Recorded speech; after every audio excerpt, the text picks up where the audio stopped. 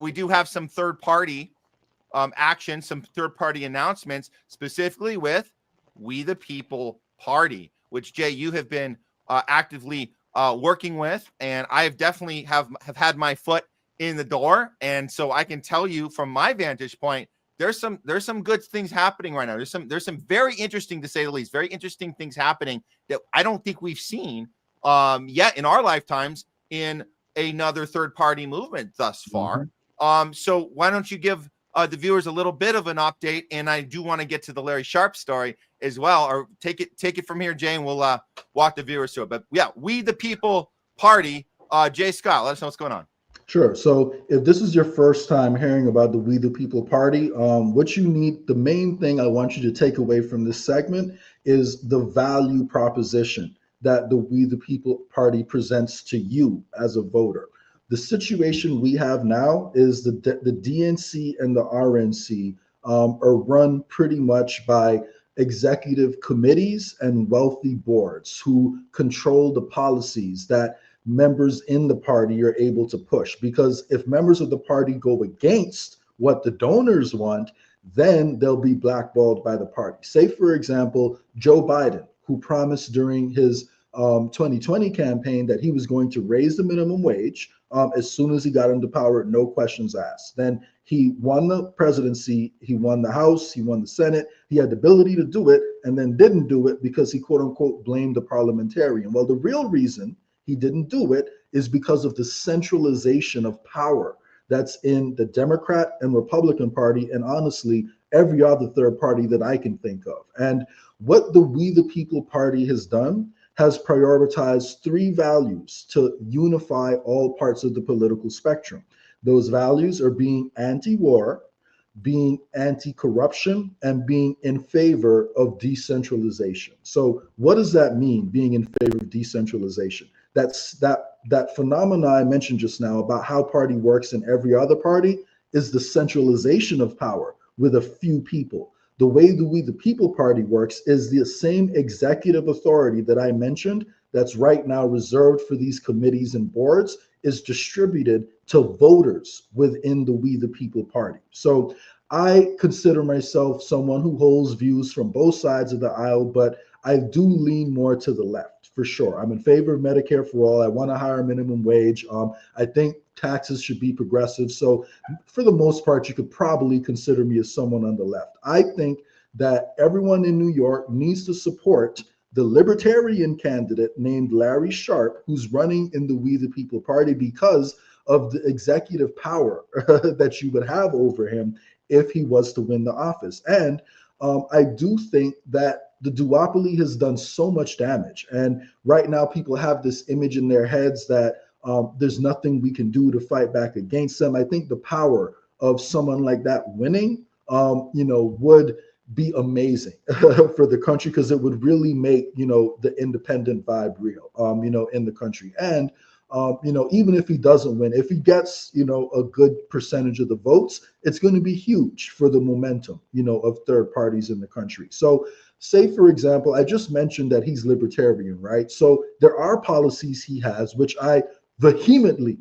disagree with him on. I think he has mentioned that he thinks private prisons could be a good, good way to fix some of our, prison issues in the country. I completely disagree with that. I think that's insane. However, what I'm focusing on is the parts of his policies that I agree with, and I'm also looking at the big picture. Now, if you were to take a look at his platform, I don't think, any part of the political aisle you're on. One of his ways for dealing with, say, the homelessness and mental health crisis in New York is establishing an easier place for homeless people and to get help and mental health assistance. And the way he's doing that is called it's essentially a program where he's putting an extra car at the end of each subway train that is going to have resources for homeless people and people with mental health issues. So rather than them congregating on the other parts of the train and causing trouble, they're able to go to this car to get help without committing themselves to an institution, because that is actually one of the issues in the homelessness community. They don't want to be committed into these institutions where they're being forced to take drugs and, all this other stuff. By drugs, I mean, corrective medications. Now, outside of that, Larry also advocates for the full legalization of cannabis. He also advocates for for hemp being used as a solution to our microplastic problems, which are distributed throughout our entire environment. He recognizes that a lot of the plastics that are, coming into our bodies and being distributed everywhere could be replaced by 100% biodegradable hemp if we actually made an effort to do it. So no matter where you are on the political spectrum, you can agree that's a good thing. And he also wants to remove the cap that New York State has on suing pollution manufacturers for damages. That means you could destroy the entire state of New York and make billions of dollars doing it, but your fines would be limited to the cap that New York State has right now. So he wants to make it easier to actually hold these polluters accountable. And, of course, he wants to take the money that's being given to these national contractors and these corrupt entities that have been reinforcing the corruption in New York State and distribute that money and those contracts to small and medium-sized businesses that are fully based there in New York, so he can help get the circular economy going in New York. So no matter what side of the political spectrum you fall on, there's plenty of good inside of his campaign that we can all agree on. So the current political conversation is, okay, where do we disagree? The moment you meet someone who's supposedly on the other side, like a lot of the conversation just revolves around, well, where do we disagree? And let's spend all of our energy fighting over the places we disagree, rather than talking about how to make progress on the areas we agree. So what the We the People Party does is it gives voters in the party the ability to recall candidates and kick them out the party if they betray their promises that they made to the people. The same way the RNC and DNC weaponizes their power as the party against the people, the We the People Party can weaponize that power against politicians who are betraying them. In addition to that, as soon as you join the party, you have the ability to select your top 5 issues at the local level, the state level, and the national level. So what that means is anybody who's running for a position at any of these levels has to pledge to fight for at least 3 of the issues that the voters in that constituency have listed as their top 5 issues. So we've literally built uniting around common ground into our party's bylaws. So that's what makes the value proposition of the We the People Party different from literally every other third party in existence. And I personally believe that it is the way forward. And we accept everyone from all over the political aisle. If you believe in those 3 things, being against corruption, being against war, and while recognizing the benefits of decentralization, then we have a home for you over here in the We the People Party. All right, well, let's see, because this is a significant moment that somebody that has the recognizability, that has the relationship already with the voter and already with the media too. This is important. This is an important part that Larry Sharpe would announce this and get to the point where he is actually comfortable with what the party represents and that he can represent it in the best honest way possible. Let's hear a little, because I got the clip you sent me. I want to hear how he's presenting this, because we assure you it's going to be more than just he got the interview on Kim Iverson. He's been on a bunch of spaces.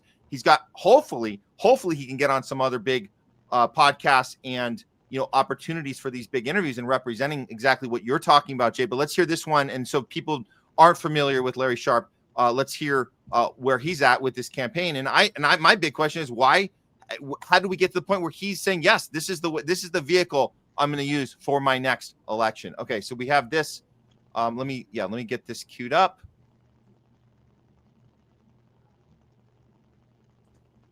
I'm talking real impact. I'm talking getting in the debates. I'm talking being on that front line. I'm talking moving New York State. You might go, Larry, I don't live in New York State. Why the hell do I care? Because everything that happens in my broken state is coming to you. You can like it, you can not like it. It's coming. If you live in Utah, it's coming slower, maybe 10, 20 years. You live in New Jersey, it's tomorrow. But it's coming. It doesn't matter. It's coming. The garbage that happens. So I am in the front line. I just told you my congressman is AOC. I'm not making that up. You can check it. It's true. Not just that. My assemblyman is Mamdani. I literally live in the belly of the beast. That's where I live, the belly of the beast. Someone's got to be in the front line. That person would be me. If we hold them here, we hold them everywhere.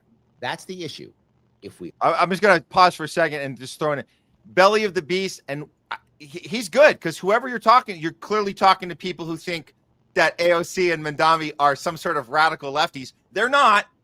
They are establishment neocons, really. At this point, there's nothing else. That's the best we can say. They uphold the oligarchy and the war machine. Controlled opposition. Whatever you got to say to get the voters angry enough and say, yes, Larry is in the front line and he's doing it with We the People Party, and whatever you got to say to get their attention. We know on the homeless left, they ain't radical lefties. That's the problem. It's the establishment.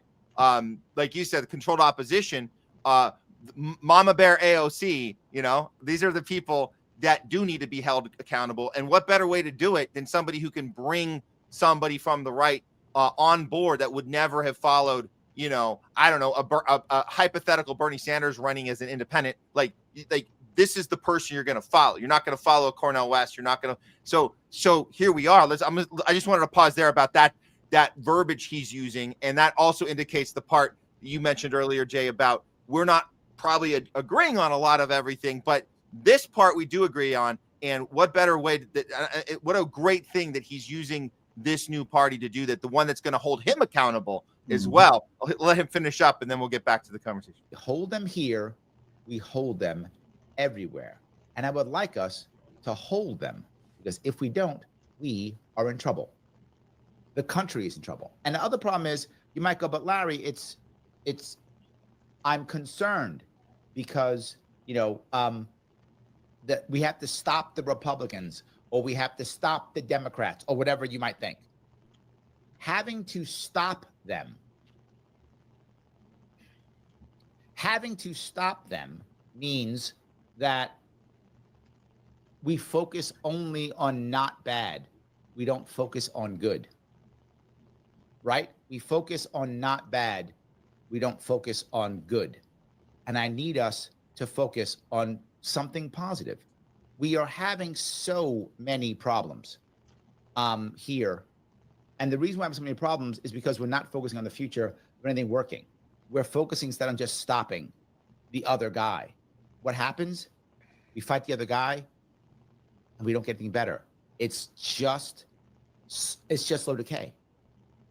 So he's literally talking about the attack plan of We the People, which is policy-driven attack, not opponent-driven attack. It's exactly. You have your 3 to 5 issues, and we're going to hold you accountable if you do get elected.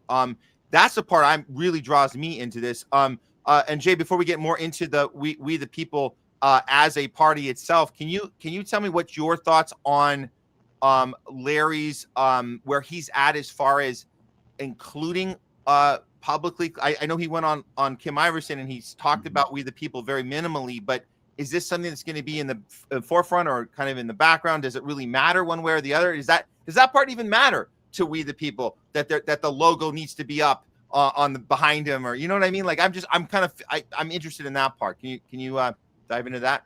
Yeah, so that is a good question, and I'll be honest with you, I don't really have too much insight into how he's going to, run his campaign. What I can say is that, he is a We the People candidate, and he is going to be listed on the ballot as a We the People candidate as well as a libertarian candidate. Right. So now I do know for sure that he has actually pledged to support We the People candidates, running across the country. So, when we have We the People candidates running in different parts, not just in New York, he's willing to, go over there and to talk about the benefits of the We the People Party. So he's definitely embraced it. I definitely hope that he makes that like a central piece in his campaign. But I don't really have too much insight, into how that's working, because again, things are decentralized, and I don't live in New York. I'm over here in Texas. So, Right.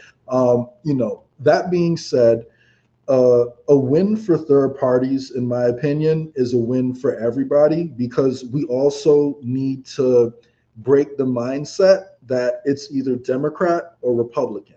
Like we have to get more third party people in there. And again, I don't agree with with a few different things. And to be honest, like a large part of the economics that libertarians push for. However, I do agree that redirecting the money is a good thing to local communities. That's something he's pledged to do. I do agree that we need to protect people's personal freedoms, which is something he's pledged to do. He's very much in favor of medical freedom, which is something the left used to care about like once upon a time. So there's enough common ground where I believe we can focus on the good, in the parties, and there's enough common ground, to support him, especially considering the extra, power that you as a voter, are going to have over him because of the fact that he's a We the People candidate. So,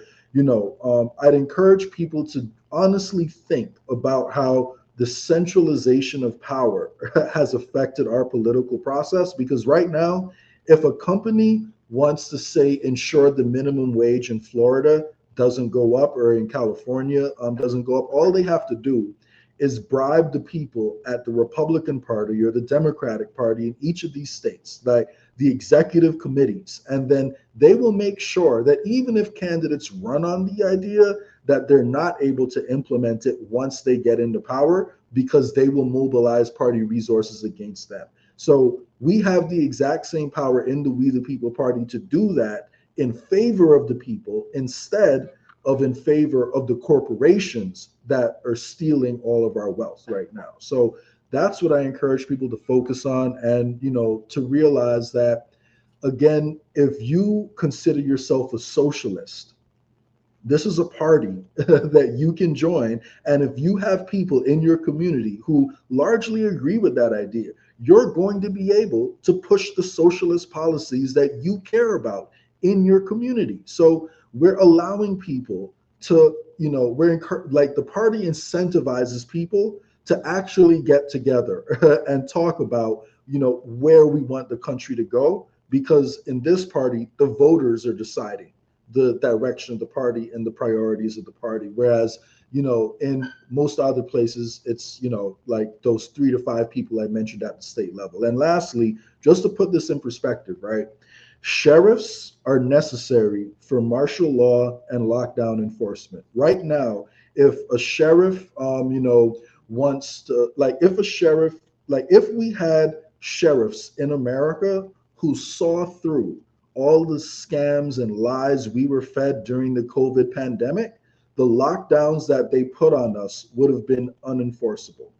And, we are encouraging people at the We the People Party to run for all of these smaller elections, and to remember the fact that on a good year, over 70% of the elections in the country are currently uncontested. That means if you're in a Democratic state, the Republicans will run against you on the big name positions, but on most of the smaller positions, they don't even put up opposition. And they won't really allow people to run, because they do actually have not an unspoken agreement with the Democrats not to step on each other's toes in non-battleground states. So and if you think about it, it's going to be extremely difficult for the establishment to fight against the We the People Party. Since it's decentralized, that means each different solution, each different community is going to have different strategies, different solutions, and different ideologies.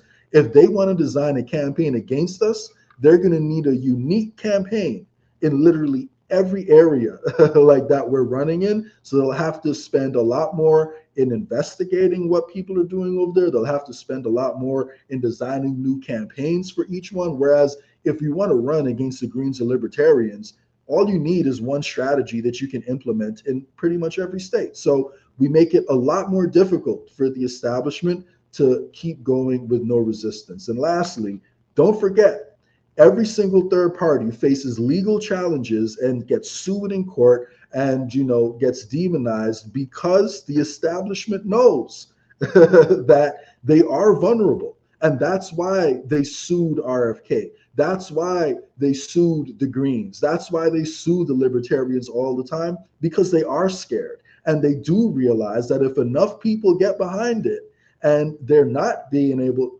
to kick us off the ballot, that their power is under threat. So, even if things seem dark and hopeless right now, there is hope. And the evidence of that is how the establishment spends their money. Jay Scott, thank you so much for your contribution today and ongoing with the homeless left and keeping the positive element alive, especially with action, because we're not just talking here, we're doing the action. It's boots on the ground. It's go to the story. Quick Pasta taught us when possible, you go to the story.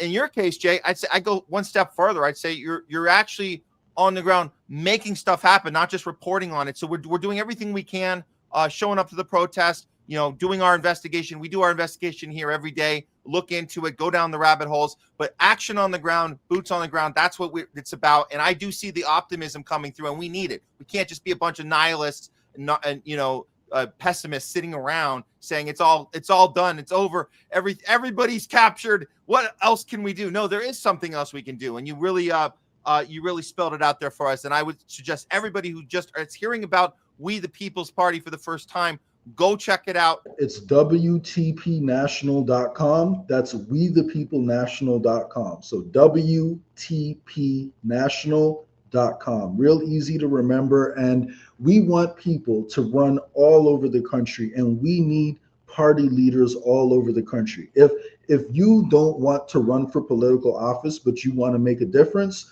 you can be a chair, you can be a treasurer, you can be a secretary, you can get a position within the party itself. We need volunteers all across the country right now, and we don't need a gigantic amount of money to make a difference, because in a lot of rural areas, a lot of these smaller communities and smaller elections are decided by a couple hundred votes. So there is a pathway to winning, there is a pathway to making a difference, and we cannot just only focus on the bad that's happening. We have to focus on how we can build something better. And I think decentralization, while uniting around the common ground, is a strategy that we all seriously have to consider, especially, for us over here on the left, because, right now, honestly, the momentum is in favor of conservatives, in the country right now. So it's highly unlikely, in my opinion, that a party that comes out and says it is strictly socialist, is going to be catapulted onto the national stage at this moment. So, if that's how you and your people feel in the community, then you guys can implement the socialist policies you care about in your communities while still uniting around common ground with people on the other end of the political spectrum. So let's find the common ground, focus on that, we'll look at the data, and we'll figure out the differences later.